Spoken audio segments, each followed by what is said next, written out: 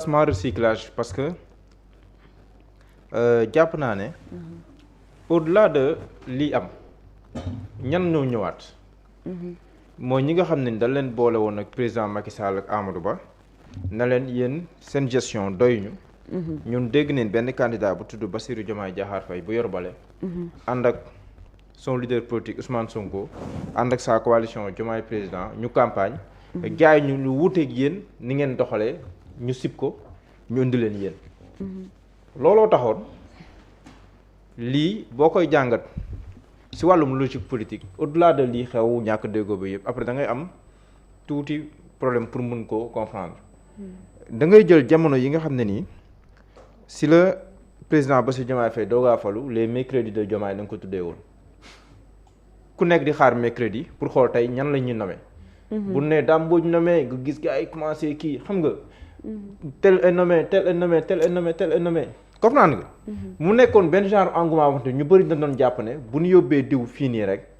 day mel nii c'est l'homme qu'il faut à la place qu'il faut bii gouvernement bi génn yëpp après ngay xool CV xool jaar-jaaram ne kii kat war nga ko mën a kii ñeneen nag aussi di nourrir ay doutes c'est normal mais loolu c'était compréhensible parce que président ñoom doogaa fal dafa indi ñoo xam ne en tout cas ñoom ñoo bokk lu ñu gëm ci wàllum politique bokk gis bokk lu ñu doon diggandoo askan wi ñu teg leen lañ dem ba ci biir ñu war a teggi ñooñu explication yi joxoon nañ ko ci premier point bi soxla na ci ñëwaat mais war a tegaat ñi nga xam ne ñoom la fi askan wi jëlee woon parce que li ñu wax sànq dafa reetaan lu Dura mi nga xam ne nii Toussaint Manga moo ko wutu woon léegi Dura mooy wutuwaat Toussaint Manga docteur Abdoulaye Niane mi nga xam ne nii en un moment donné mais Dura bi muy génn Pastef sax dañoo fàttali lu waxoon dafa ne parce que moom li mu gis Pastef lii wute naag moom lu mu engagé woon li mu gis nii mooy mbirum maanaam mbirum nan la benn terme la utilisé woon qui a trait daal nekkul terrorisme dëggantaan mais genre yooyu daal voilà violence bi mu gis ci Pastef ak nit ñi kii moom loolu bokkul ak ce pourquoi il s'était engagé dans Pastef mu ne loolu tax mu génn parce que dafa gis ne Pastef dafa désaxé ci wàllum combat am ba xaabaabal ci combat am loo xam ne moom bokkul ak ni mu gisee ci wàllum politique loolu tax mu génn Pastef c'est ce qu'il avait dit au même titre que kii nekkoon maire nekkoon aussi inspecteur des impôts damay fàtte turam kooku tamit même discours après le tenir woon moom sax am na benn moment moom moo jëndoo mosoon na bokk sax sur la dessus plateau ak maître Abdoulaye Tall damay fàtte tur bi les maires bu nekkul maire wu Antoine Diome fi mu dëgg nu mu tudd Xombol voilà jamono jooju am na ay séquence di nga jamono xeex président Macky Sall ak Ousmane Sonko am na si benn séquence moom defe naa ne mooy séquence vers la fin après xam nga ñoo doon jénn ñii àndoon ak parce que au début jénn ñoo doon wax lii moo tax mu jénn Maguette moom doon jénn Dora Baldé si la waxoon nu mu waxee nii donc quel que soit lu ñu mënti wax docteur Abdoulaye Niane àndoon ak Pastef après dem tamit ba bokkatuñu gis si mu dem ñu jéng ko BDN Banque nationale de développement économique donc après nga gis ne loolu yëpp moom la président indiwaat te ñeneen dinañ ñëwaat de ñeneen dinañ ñëwaat mooy président si wàllum boppam la mu campagne woon kon li muy tekki mooy génn na si Maguette Boye maire Xombol moom la Maguette Boye moom la léegi lu jubanti li tax sànq baab bi mu waxee ADL man parce que waa jàpp ma sa turam mais xam nga nit dina def acte bu la marqué Tambacounda du Jammeh Singate am na ku ko bindoon voilà c'est ça man yàlla xam ne di nga jour boobu laa ko mës a gis jour boobu laa ko mujjee gis mais le seul fait que waa ji yoon may ko mu mën a nekk si benn classe bu gën a élevé si biir avion bi mais mu jàpp ne au nom du jubanti et que réew mi dañoo wax redressement réew mi dañoo soxla ay koppar moom ngorom mayu ko muy jël ay dépenses di ko teg si loo xam ne mën na yaxanal réew mi te pourtant loolu yoon tegu ko de mais ku mel noonu man bon loolu rek laa jaar soo man kii kat moom wax dëgg yàlla mi ngi si esprit wu li ñu soxla sacrifice yi ñu soxla si ay DG ak yooyu mais su ma gisee ni teggi nañ ko mos naa ko fi invité. bon je me dis voilà peut-être nag le président a ses raisons ah mais man wax dëgg yàlla après je me dis est-ce que le jubal jubanti est toujours là est-ce que cumul de fonctions yi xam nga loolu bokkul si amendement président yi je pense non mais est-ce que duñ dem vers génn foofu xam nga tey ñu ngi rencontrer les maires est-ce que les maires ne vont pas lui dire ça ñu ne ko franchement président ñun moom wax dëgg yàlla li nga bëgg a dugal nii wala li ñu bëgg a dugal ñun d'accord parce que jàpp nañ ne mu nga nekk maire nekk en même temps ministre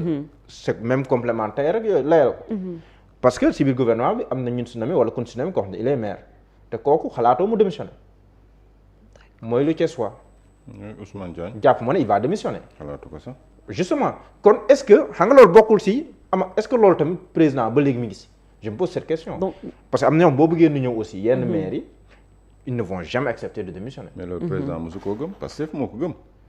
waaw mais xam nga il avait. mais président gëmu ko de. mais xam nga tax ma ne président gëm na ko. gëmoon na ko bokk xam nga dama loolu. ay jamono parce que Ousmane Sonko moo ne. président jox ñu ndigal. président jox nañu ndigal. képp kuy ministre may na weer xaw ma ba ab la joxoon. pour que nga tànn si benn ñaar nga démissionné. Ousmane Sonko si la démissionné il était maire de Ziguinchor.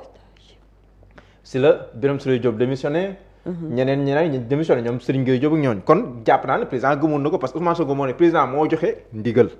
kon président gëmoon na ko loolu laay jàpp boobu. mais loolu est-ce que ça tient toujours là. mais politiquement. Oui. est-ce que du arranger le président de la République. parce que nga yore poste ministériel. moo tax ma ne est-ce que ça tient nga toujours yore mairie ça pourra t'aider à ce que nga utiliser poste boobu pour sa mairie pour sa commune du moins. moo tax ma ne est-ce que ça tient toujours loolu xam nga question la. donc li mbiri wane daal mooy bëri na lu président doon campagne léegi newutu si ñu balawoon ñu jógee fi ñu bëri dinañ ñëwaat ñu mun a am biir Pastef le cas Ismaïla Kébé. Ismaïla Kébé sax man balaa ñu koy nommer fi am na ku ma ne woon ne sax mënoon nañ ko nommer feneen. ba defe naa sa baabu waxoon naa la ko. mais fii lañ ko nommer kon moom tamit man je suppose que certes Pastef la bokk. mais tendance Diomaye. attention man dama gëm ne fu mu toll ni président Diomaye képp ku mu tabb ku bokk Pastef. am na yaakaar ne doo fa nekk naan Sonko 2029. man dama jàpp ne fa le président toll. c'est un signal aussi à ses ministres. yi bare président de parti ak yooyu c'est pour que ces ministres yi bokk Diomaye président les politiques qu'il nomme DG yooyu c'est pour que ñoom tam ñu mën a muyal mayo mais à quel prix. parce que bu nekkee ne da ngay am nit nga jàpp ne sama nit la si wàllum politique fi mu direction bi mu nekk di xam nga am na direction yoo xam ne nii baabu ay direction la yu ñuy naan directeur général mais en réalité amul dara. bëri na ay direction yoo xam ne nii maanaam da ngay nekk directeur mais en réalité yorul dara mais am na si yenn direction bu la ko joxee bu nekkee ne de la politique loo boobu moytul njaaxu mi mën naa bari. ay buntu mën na ibbeeku. waaw am na yenn direction yu mel noonu. il faut penser tamit ci précédent léegi fan leen jëm. reddition des comptes bi moom on en parle plus. mais fan leen jëm. ba pare fi ñu bëgg a investir politiquement man foofu gën a yokk tax may laaj fan leen jëm. parce que bu nekkee Mbacké te Mbacké bu ñu ko waxee Touba moo tax ñuy wax. foofu nga bëgg a renverser la tendance. mais ce sera à quel prix d'autant plus que loolu sax gëwuma ne mooy kii bi parce que président Macky Sall jéemu ko fi. 12 ans Macky Sall musul gagné Mbacké. te jéemul lu ne 12 ans jéemul lu ne. il a tout tenté. après sax Gallo Ba gagné na mairie de Mbacké mais maanaam terewul ba tey élection yi mënoo fexe ba gagné. mais d'où sax cette fameuse sortie de maître Moussa Diop bi juróon fii parce qu'il ne comprenait pas malgré tous les investissements li président léegi bu nekkee président en 12 ans te président man dama gëm ne bu ñuy wax wàllum politique stratégie politique man dama gëm ne président Macky Sall bokk na si ko fi daax bu nekkee ne président Macky Sall moo tëlee loolu ba pare Pastef monter en puissance bi muy def à Mbacké loolu boo ko bëggee renverser parce que loolu xam nga yaa ngi gis Habib Diop DG de la SAR yaa ngi gis Habib Diop DG de la SAR yaa ngi gis Abdoulahad Ndiaye yaa ngi gis ñeneen ak ñeneen soxna si docteur Abdoulaye Niane man je pensais qu'il est de Touba man c'est ce qu'il m'avait dit département mais man on m'a dit que il est de Touba bon mais supposons Mbacké pour être beaucoup donc ñooñu ñëpp bu leen kiiwee foofu au-delà de tout ce qu'on dit c'est une offensive pour Khadija voilà comme ñi nekkoon PDS ak PDS ni mu fa xam nga Cheikh Thioro Mbacké keroog bi mu fi ñëw xam nga Cheikh Thioro Mbacké dafa def sorti fii mu ne président kat li mu def Touba am na solo jaare moom lu am solo la waaye nag waru soo ndaxale leen te rencontre boobu effectivement am na rencontre bi la rencontre politique am na ñu mu dalal léegi nag ñaata waxtu la loolu moo xaw ma mais rencontre bi am na président kon rencontré na te loolu aussi dafay fekki li son chef de cabinet waxoon ne que président fu mu dem xew diine sax yooyu dina aménager temps yoo xam nga ñu amul benn temps bu ndaw pour recevoir kon moo leen ne président tamit li muy def nii yàgg na koo nas le 8 moo précipité affaire le 8 yàgg na koo nas jàll xoolal président Fallou ni génn naa Pastef sama ndombol tànk tekki naa ko dugg ci palais bi nga ni bërëb boo dem ci monde bi di nga fa dalal waa Pastef te boobu kenn yëgul ku la ko sant te boobu ak ci ban casquette bu ko waxoon gars yi dañuy weddi ci ban casquette boobu kenn yëgul ci ban casquette yaa ngi dalal ay kii foog ba nga jëlee deuxièmement nga ñëw nga ni damay dalal nga jël réunion convoquer les coordinateurs départementaux Sonko ni la ah sëñ bi yow li ngay def nii mbaa jar na ko. léegi yow boo dalalee les coordonnateurs départementaux. de Pastef. mais yow loo leen di wax. yow jiite woo Pastef yow tekki nga sa ndombal tànk ci SG parti bi. mais boobu ñu ngi koy bàyyi moom mu ngi déroulé rek. dalal les coordonnateurs départementaux. mais loolu c'est pas normal. c'est pas normal boo leen dalalee te yow génn nga Pastef. tu es au-dessus de la mêlée. looy wax ak ñoom lu dul politique.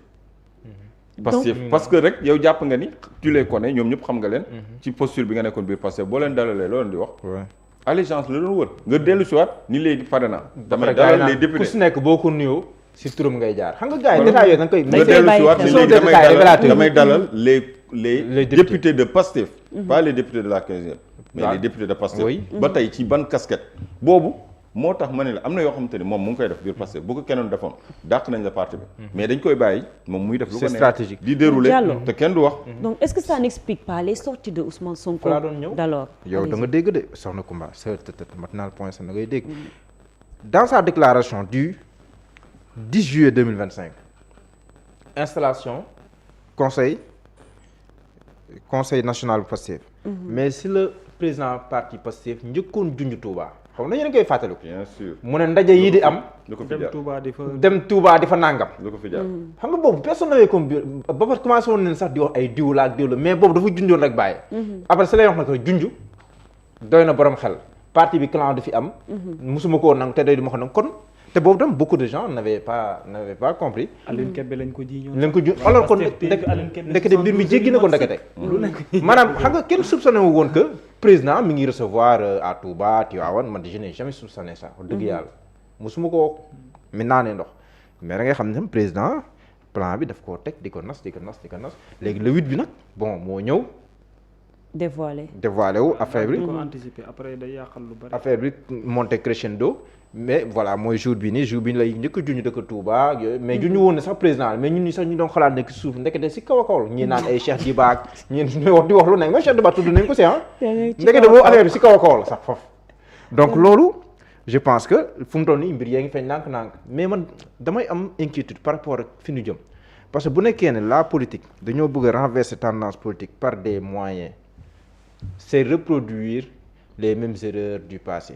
parce que bu nekkoon ne moyen mooy reproduire wala mooy renverser ay tendance gëm naa ne Cheikh Ba du ñàkk Médina en 2022. bu nekkoon ne sax moyen kese la Yewwi Askan du def maanaam percée bi mu def en 2022. duñ ko def parce que gars yi leen ëppoon moyen fuuf bi ñuy gagné fii Dakar mais ñi doon jàkkaarloo ñoo leen ëpp ay moyens Barthélémy Dias bi muy gagné Dakar en 2022. mais ñoo ëpp bu nekkee moyen ñoo leen ko ëpp Diouf Sarr da leen ëppoon moyen fuuf. merci Diouf Sarr moo leen ëppoon moyen Mame Mbaye Niang moo leen ëppoon moyen te Mame Mbaye Niang était candidat. dañuy fàtte loolu Diouf Sarr moom moo leen ëppoon kii donc Amadou Ba nekkoon fa aussi di leen jàppal tànk. Diouf Sarr mënoon a déployer moyen 2022 Cheikh Ba. dafa mënoon déployer. 2022 surtout man moo tax man bi Messi ñàkkee Médina man j'ai été surpris. man dama jàppoon ne voilà c'était acquis parce que ni ma gisoon ak xam nga publicité bi ma gisoon autour de lui xam nga man dama jàppoon c'était acquis.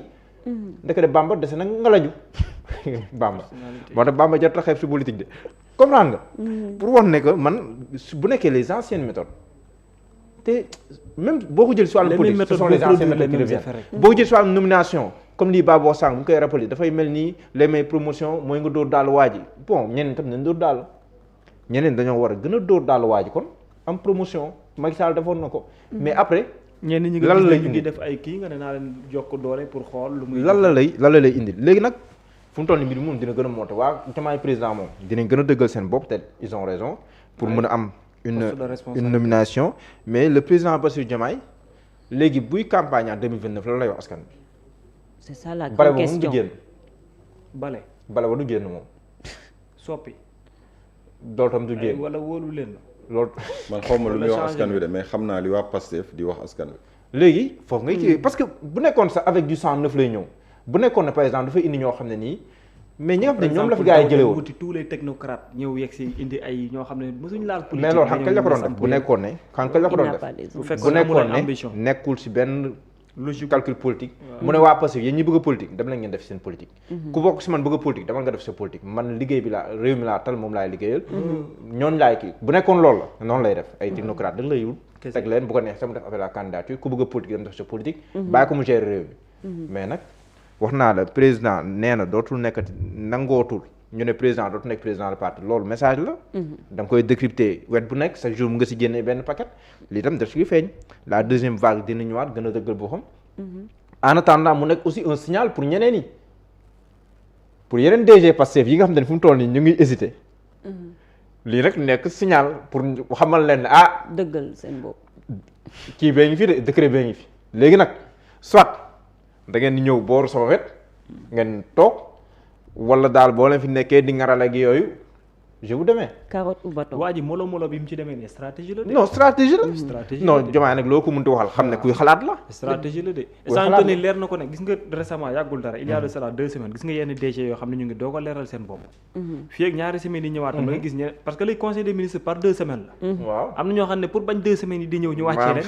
dinañ gën a leeral seen bopp leeral seen position. am na tamit ñeneen mais pour dire que am na ñoo xam ne leer na ne duñ wàcc. am na ñoo xam ne moom leer na mais le président est en train de jouer sur sa force institutionnelle.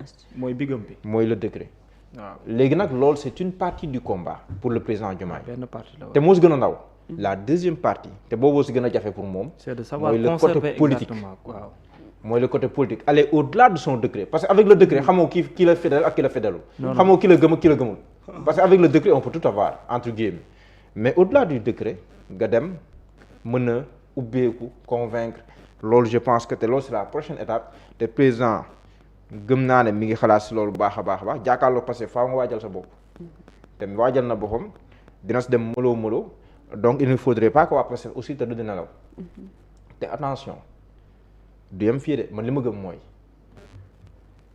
pour yow jénn nga dàq na la rek yaa ngi sa jaam fexeel ba bu la dàqee bu am lu mu lay reproché. loolu nag la prochaine étape fexeel ba mu am lu mu lay fexeel ba bu la jëlee si benn barab ba mu am lu mu lay fexeel ba bés bu rapport génnee fexeel ba nag si set wecc. Lapol ba ñuy rayal biir pare naan ay est-ce que. parce que bés boo fa jénnee xam nga sànq am na koo tudd sànq. nga ne est-ce que mu bàyyi woon ko si biir du ko kii ak yooyu. mais mun na am beneen stratégie. en tout cas képp ku mu fi jëlee benn poste moom nga nar koo sonal fexeel ba bu mu am dara lu mu la mën a reprocher si ay rapport si ay gestion yooyu. bis boo génnee parce que la logique politique c'est ça aussi. parce que boo naree jénn fekk ne am na lu mu la reprocher. je donne cet exemple am na lu mu hypothèse. am na lu mu reproché am na rapport bu jénn épingle la si nangam. ba pare nga koy sonal mais day jël mbir mi jébal ko justice. c'est vrai. parce que yeneen président yi noonu lañ doon doxalee bu mu nekkee situation bi. comprendre mais loolu tam mën nga utiliser à contrario pour leneen. Birama Kamara il est DG Birama Kamara xam naa lenn si Birama Kamara xam na ne xam naa léegi Birama Kamara day xam lu ma ko waxul day ne pat. di ma défendre sax Bira xam man ma xam ñu xam. comme au temps de Macky. waaw loolu la. da ngay ñëw wala nga topp sa morom yi fi ñu ne. waaw loolu même méthode yi rek. maanaam même méthode yi ñoo ñëwaat. léegi Mouhamed. oui. loolu am na. nga yaa ngi am ay DG yaa ngi am ay ministres yaa ngi am ay nit ñu ngay caser. mais et la population dans tout ça ñi nga xam ne ñoom ñooy xool di jauger ba xam ndax yow. mën nañ la wóolu wala mënuñ la wóolu est-ce que du ñooñu dañ leen di fàtte parfois. non te ñooñu ñoo si ëpp solo te dala leen di fàtte même boo koy analyser sous l'angle politique xam nga bépp acte politique boo posé benn objectif dong la war a viser mooy ban impact lay am si mën a convaincre ay masse ngir loolu ñu mën koo traduire si urne yi bu nekkee politiquement nga koy kii. moo tax justement nomination yi ak ñi mu doge man ñi du point de vue sax sociologique boo koy jàngat ñu bari lan la ñuy jàpp. dañuy jàpp ne kat diw ànd na ak ay nit ñu falu ndoor ñoom fu mu toll nii ñàkk a tingo moom ba mu falu ñooñ la ëbbatiku di xeex ak ñoom di leen jëlee fu mu nekk. d'accord léegi nag loolu perception la léegi nag fa ngay nekk naan non demeewul noonu man lañ war waaye waruma kenn yooyu yëpp. après ay explication la mais du point de vue de la personne dafay. yokk lu bari bari après mu juraale aussi benn sentiment d'injustice boo xam ne nii ça a toujours profité au Pastef. ak benn posture de victimisation boo xam ne ça a toujours profité au Pastef. te loolu Pastef mën ko lool. d'accord te loolu aussi Ousmane Sonko va surfer sur ça boo xool du point de vue de sa communication ba tey jii li muy won Sénégalais yi mooy bëgg ma mbiri yàqu ba léegi nii maa ngi koy taalal loxo sama rakk la bu yàqoo du si man. nangam ak nang ba léegi Ousmane Sonko il est en train sociologiquement de jouer sur ça de surfer sur ça. léegi le président il est obligé de poser des actes yoo xam ne nii parce que diw dàq na diw dàq dafa diis. xam nga bu nekkee diw da nga koo dàq parce que faute de gestion. bu nekkee diw da nga koo dàq parce que dafa def njaaxum bu rëy rëy foofu ça se comprend mais diw da nga koo dàq lu tax te yéen a àndoon démb léegi déggootuñ si wàllum politique dans ces conditions là loolu mën na am un effet pervers si wàllum kii léegi nag bu nekkee ne aussi réalisme politique jàpp nga ne taw tam nga mën koo comprendre mënul nekk président bëgg a nekk président 2029 incha allah am ay DG yoo xam ne liggéeyuñu pour loolu ñuy liggéeyal keneen loolu tam mën na koo bañ a nangu mais loolu tam dafa am contre-coup politique à quel prix parce que nag wax dëgg yàlla fii réew mi toll nii buñ si naree dool itam liñ doon dégg si yeneen ay régime ñu naan diwkat leader politique la këpp na kees beeg dina doy waar ah jërëjëf Mouhamadou Diallo oui dafa am benn affaire bu am xam nga le 4 mooy samedi dañuy lancer seen vente de carte waa Pastef ok dinañ am occasion peut-être pour communiquer waale mais li ma xam ba xam mooy Pastef seen objectif bu ñu ko atteindre ci jaay 1 million de cartes samp seen milliers de cellules yooyu ñu bëgg mu nekk ay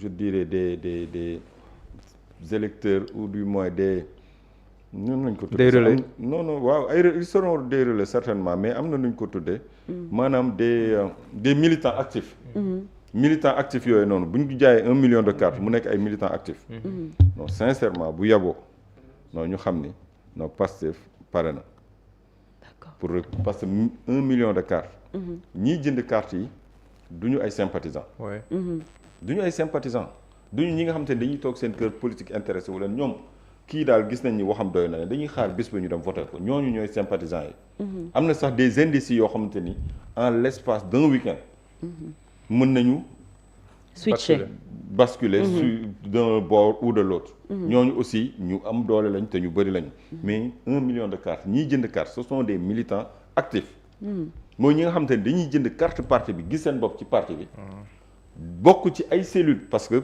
carte kenn du ko jaay comme kuy jaay laxasu caaf bokk ci cellule nekk ci base de données yi ba pare di liggéey pour le parti permanemment moo tax xam nga ñooñu moo tax 1 million Cheikh Thioro Mbacké pour revenir à Touba aussi moom majeure partie est-ce que waxu woon 400 000 kii donc Cheikh Thioro Mbacké objectif am waaw objectif je pense 400 000 la wax xaw ma 500 000 quelque chose comme ça xam nga donc moom tamit ça bu ko waxee xam nga da koy def ça peut être un signal parce que comme gars yi moom lañ song non moom lañ ciblé de. moom lañ ciblé seen cible moom quand il est en train d'essuyer beaucoup d'attaques ñoom Abdou Diop ak il n'est pas n'importe qui donc moom tamit il faudrait que mu jug répondre politiquement pour montrer mais là sa moom il est force. ciblé moom d'accord Saa Wolof mu ngi ñuy xamal ni Abdoulaye Niane nee na dëkkul Mbàkke Touba la dëkk Daaru Xuddoos. man loolu la ma yàgg wax kay Abdoulaye Niane man je l'ai reçu ici très brillant parcours rafle ay prix concours général franchement très brillant analyse yu ñuy def c'est pas du lu personnel mais analyse politique la mais il est très brillant comme le professeur Meissa Diakhaté boo xoolee jaar-jaaram Meissa Diakhaté autodidacte la sax en réalité booy xool d'accord daanaka moo jàngal boppam droit daanaka booy man mos nañu waxtaan si jaar-jaaram mu wax ma lu inspirant loo xam ne nii nit ku am xam-xam la effectivement président bu ko jëlee teg ko si wetam am na fu mu jëm tey j'ai lu ses contributions temps yi si wàllum référendum bi mi ngi siy wax lu bëree bëri si wàllum poste premier ministre bi am na lu contribution bu am solo bu mu ci def tout dernièrement non am na sax beneen même si kii bi sax gisoon naa beneen contribution bi mu defoon si mbirum recours conseil constitutionnel bi boobu noonu sax defoon na kon pour wax ne que conseil constitutionnel dafay déclaré wu incompétent ça c'est avéré donc borom xam-xam la bu ko président jëlee si wetam effectivement d'accord naa ak lii Bira wax ça veut dire que moom tamit par rapport à ce référendum là mën na am tamit mën na si parce que voilà am na bon jàpp naa ne am na ay njumte yu président def par rapport à ce référendum politiquement si tontu bi mu tontu woon peut-être bu fa professeur Meissa Diakhaté nekkoon dina ko jox yeneen ngalañu si wàllum politique yoo xam ne nii voie de contournement voilà c'est ça te bon droit tamit loolu la quoi d'accord jërëjëf Mamadou Diallo de Sonko pour 2024 pour la prochaine échéance expliqué woon na ci droit bi li mu wax parce que il avait clairement expliqué que loi d'amnistie nee na la loi d'amnistie ne couvrait pas l'affaire de diffamation avec Mame Mbaye Niang car elle manquait de motivation politique c'était deux individus qui avaient des problèmes Bira ma wax la benn mbir sax même la modification L29 L30 si lii tax ñu modifier ko ni nga ko modifier il y avait certaines informations selon lesquelles am na yeneen démarches yu ñu entreprendre dans le but de bien sûr d'empêcher la candidature de Ousmane Sonko en 2029 loolu noonu lu circulé woon na quoi moo tax waa Pastef ñu teel a jël seen matukaay ba sécuriser la candidature mais parce que maanaam day matem du matem xam nga Diomaye mais loolu amoon na ñu si doon liggéey. xam nga loolu amoon na. mais est-ce que si Diomaye avait quelqu'un comme professeur Maïssa Diakhaté bien consort est-ce que réellement il allait. moo tax le fait que promulguer. moo tax le fait que Sidi Alpha Ndiaye nekkoon fa ça a été une chance pour le Pastef. exactement te xam nga Sidi Alpha Ndiaye à un moment donné am na ñu jàppoon ne sax que il roulait pour Diomaye.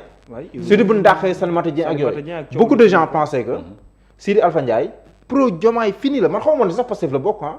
d'accord man je sais pas que Pastef la bokk moom di nga réforme yi ñuy wax ni moom moo njëkk a dem RTS. expliquer ko renforcement du premier ministre. yooyu nag moo ko dem donc ce sont ces réformes yu mu bind moom comprendre mais il s'est trouvé que dem na ba si biir wala peut-être que position mayu ko woon aussi parce que on peut être directeur de cabinet président adjoint du président de la République aussi. et prendre certaines di am yenn taxawaay. mais Maïssa Diakhaté est-ce que du parce que dañu xam ni mu ngi liggéey ak waa Pastef moo tax mu jim ko tirer de son corps de son bord. moom le président Diomaye parce que Maïssa Diakhaté du nekk directeur de cabinet. Amadou Ba jege ko lool. waaw dëkk Thiès comme ñoom. ñoom ñu am admiration ci moom. muy Birame Souleye muy Amadou Ba muy consort dañoo xam qui est le professeur Maïssa Diakhaté.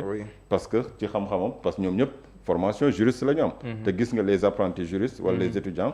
estime yi ñuy am ci seen yenn professeurs yi. daa mel ni ma fonkee Daouda Gueye rek c'est vrai. donc dem ba benn moment nga gis ni kii boor bee mu nekk dañ ma nar a def tant que mu ngi fa du ma baax le naa def le tout ba xëcc ko sama. moo tax Sidi Alpha Ndiaye a été une grande chance. pour le Pastef le fait que mu nekkoon si jamono yi est-ce que sax. bon li analyse la ah. est-ce que ça n'a pas permis à Pastef sax d'anticiper sur beaucoup de choses yoo xam bu leen bettoon mën na am dina nduru leneen. loolu tam analyse politique la ba xam ne moom bokk na si 143 yi xaw ma 123 yi. yoo xam te ne nii dañoo approuvé la modification constitutionnelle portée par le groupe parlementaire Pastef. jërëjëf Mouhamadou Diallo Babacar looy tëjee.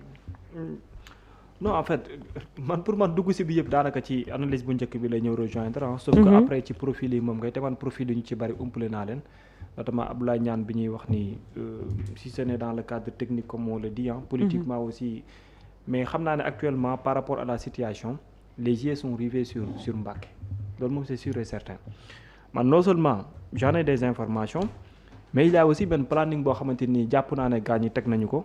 Tout ce qu'ils veulent aujourd'hui, c'est combattre Pastef au niveau de la commune de Mbacké. Comment est-ce que ça va se passer?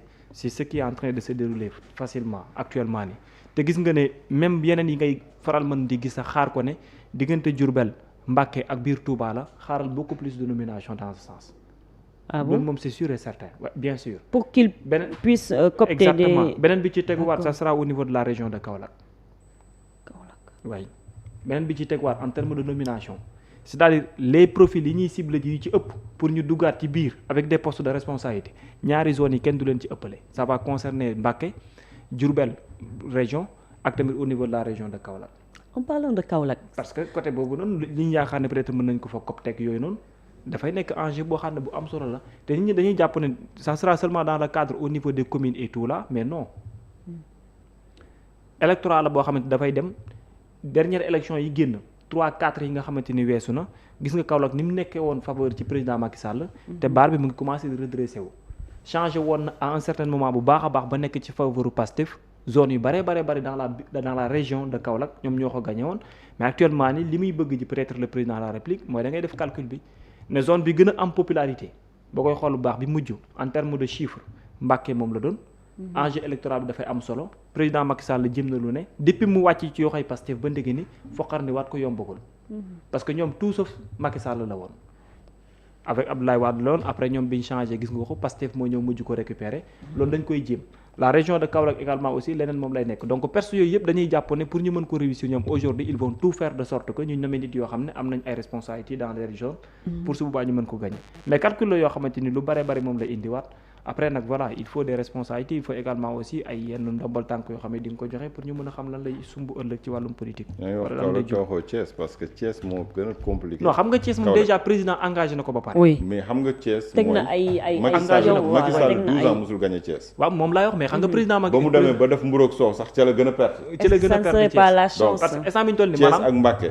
ak Mbacké ak Kaolack moom musu koo bàyyi gagné ko xel. non xam nga Kaolack mës na ko gagné ti ko. parce que Mariama Sarr nekk na fa maire. non ci Diomaye laay wax quoi maanaam ci Diomaye ni muy def ba foqarndi ko peut-être moo tax nag ma ne la ñi lu Macky Sall réussir 12 ans ci yenn gox yi. waaw boo ko bëggee réussir yow boo ko bëggee réussir. ci 5 ans ci 2 ans wala 3 ans yi wala ci 5 ans yi.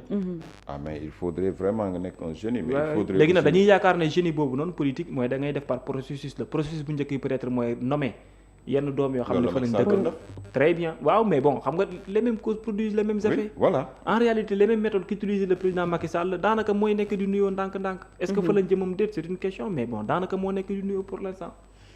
mu ngi noonu situation bi daal xaw na doy waar mais comme ni ngeen ko gisee rek ñaari poñ yi ñu doon waxtaanee mooy limogeage yi nga xam ne jot nañ koo gis ak ñenn yi nga xam ne jot nañ leen a dugal aussi ci ay direction ma bàyyi leen ngeen tàggatoo Babacar. jërëjëf ba suba incha allah à 12h avec le professeur Ali Khoudia Diaw. incha allah sociologue cadre également dans Pastef on discutera de toutes ces questions incha allah. jërëjëf Birama Camara. jërëjëf Koumba ba suba incha allah. jërëjëf yéen ñi ma doon bokkal plateau bi di sant di gërëm ñi nekkoon ci partie technique bi Aliou Ba ak Toby Niane sant ak gërëm ñenn itam ñi doon topp Seneweb TV ak seneweb.com depuis ci suba ak léegi di leen dox dig daje ba beneen yoon incha allah jërëjëf.